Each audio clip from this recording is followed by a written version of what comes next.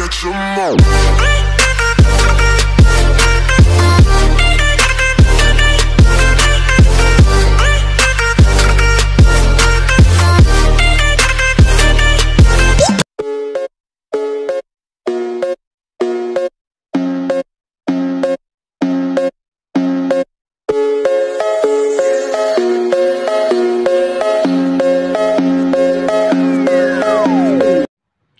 Assalamualaikum warahmatullahi wabarakatuh. Salam sejahtera bagi kita semua. Shalom, Om Swastiastu, Namo Buddhaya, salam kebajikan. Awal kata saya ucapkan salam kepada yang terhormat Ibu dosen dan kepada semua teman-teman. Perkenalkan, nama saya Arjuna Permadi Asdi Putra dengan NIM 6321010800020. Saya mewakili teman-teman kelompok 4 memberikan pembukaan materi mengenai Marine Bentos. Berikut saya perkenalkan kelompok kami. Yang pertama, Rivaldi Augusta Putra, Atta Rahardino Darmawan, Erlangga Soni Widiharsono, Rizka Oktaviani, Veronica Mayang Lolita, dan Puji Eka Sri Lestari.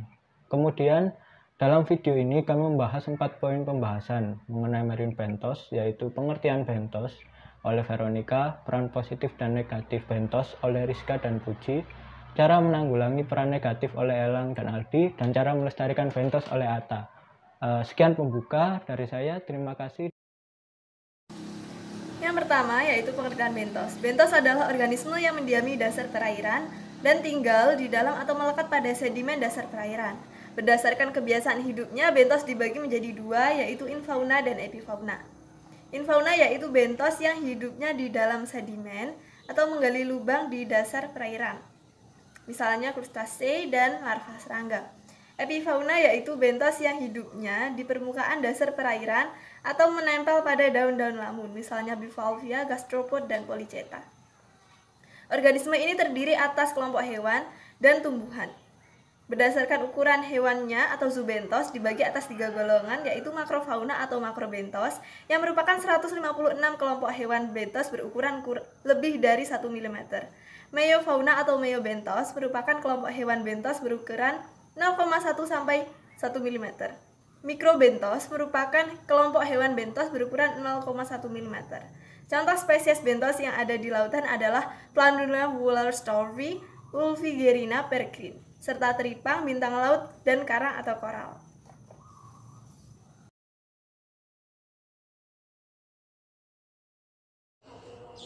Bentos memiliki peranan positif dan negatif dalam perairan. Peranan positif bentos dalam perairan yaitu fase larva makrozoobentos menjadi sumber makanan bagi sebagian besar organisme.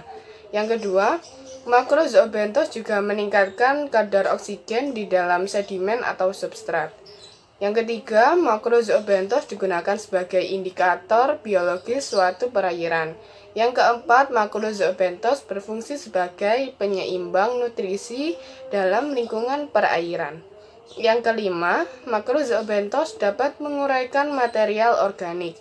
Dan yang keenam, makrozoobentos memiliki nilai ekonomis bagi masyarakat.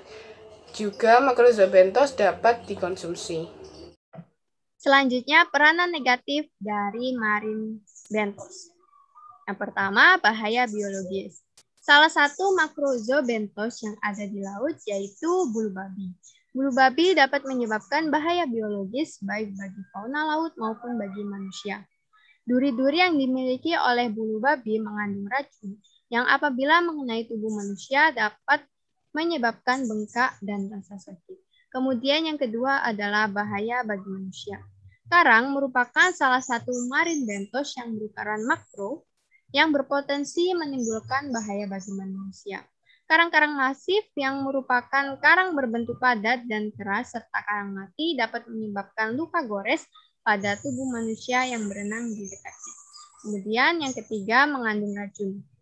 Marine bentos kelas bivalvia berpotensi mengandung racun yang apabila dikonsumsi manusia dapat berbahaya bagi tubuh. Hal tersebut karena kelas bivalvia atau kelompok kerang-kerangan merupakan filter feeder. Logam berat seperti timbal yang ada pada perairan akan turun dan mengendap pada dasar perairan kemudian membentuk sedimen dan akan menyebabkan organisme yang mencari makan di dasar perairan seperti kerang memiliki peluang yang besar untuk terpapar logam berat tersebut. Kemudian yang keempat, dapat menyebabkan ketidakseimbangan ekosistem. Kepadatan vegetasi lamun, kerapatan yang tinggi, dan kandungan substrat yang tinggi menyebabkan tingginya kepadatan dan dominasi makrozoobentos di suatu wilayah perairan. Hal tersebut dapat menyebabkan ketidakseimbangan ekosistem suatu perairan, mengancam biota laut yang lain, dan menurunkan keanekaragaman hayat. Yang ketiga adalah cara menanggulangi peran negatif.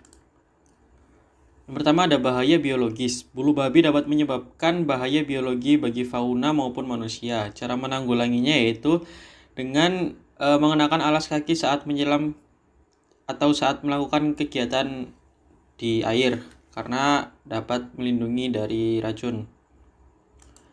Kemudian yang selanjutnya ada bahaya bagi manusia. Karang masif yang keras dan padat dapat menyebabkan luka gores. Cara menanggulanginya bahaya tersebut yaitu dengan memakai pelindung kaki dan berhati-hati saat melakukan olahraga berenang, snorkeling, surfing maupun diving. Cara menanggulangi dampak negatif yang selanjutnya yakni apabila mengandung racun, contohnya pada kerang-kerangan seperti bivalvia. Nah, bivalvia ini berpotensi mengandung racun apabila dikonsumsi. Cara menanggulanginya yakni dengan cara mengolahnya secara baik dan benar supaya potensi racun yang terdapat dalam bivalvia ini hilang dan aman untuk dikonsumsi oleh manusia. Kemudian, bentos memiliki efek negatif mengganggu keseimbangan ekosistem. Menurut Seegers, tahun 2021, kepadatan vegetasi lamun, kerapatan yang tinggi, dan kandungan substrat yang tinggi menyebabkan tingginya kepadatan dan dominasi makrozoobentos di suatu wilayah perairan. Hal tersebut dapat menyebabkan ketidakseimbangan ekosistem suatu perairan, mengancam biota laut yang lain, dan menurunkan keanekaragaman hayati. Cara menanggulanginya adalah dengan melakukan pengendalian populasi melalui penangkapan yang wajar. Ya, untuk yang terakhir ada cara melestarikan bentos. Terdapat berbagai jenis bentos, salah satunya adalah kerang C. Sumatera yang populasinya semakin berkurang akibat penangkapan yang berlebihan. Hal tersebut dapat dicegah melalui upaya pelestarian bentos dengan cara konservasi, baik konservasi ex situ maupun konservasi in situ. Upaya pelestarian bentos juga dapat dilakukan dengan cara menjaga ekosistem, seperti pengurangan penggunaan ukat harimau yang menghancurkan habitat, lalu dengan menerapkan area pelindungan laut atau marine protected area, lalu bisa juga dengan menjaga kondisi habitat bentos dan menjaga ekosistem lamun sebagai tempat habitat bentos.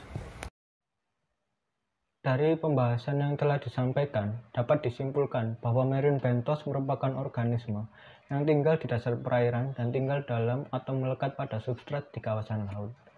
Bentos memiliki peran positif bagi manusia dan lingkungan sehingga perlu untuk dioptimalkan, sedangkan peran negatif dari bentos harus ditanggulangi. Bentos penting bagi lingkungan sehingga dilakukan pelestarian dengan cara konservasi in situ maupun ex situ. Sekian dari kelompok 4, mohon maaf atas kekurangan dalam video ini. Terima kasih atas perhatiannya. Wassalamualaikum warahmatullahi wabarakatuh. Salam sejahtera bagi kita semua. Shalom, Om Swastiastu, Namo Buddhaya, salam kebajikan.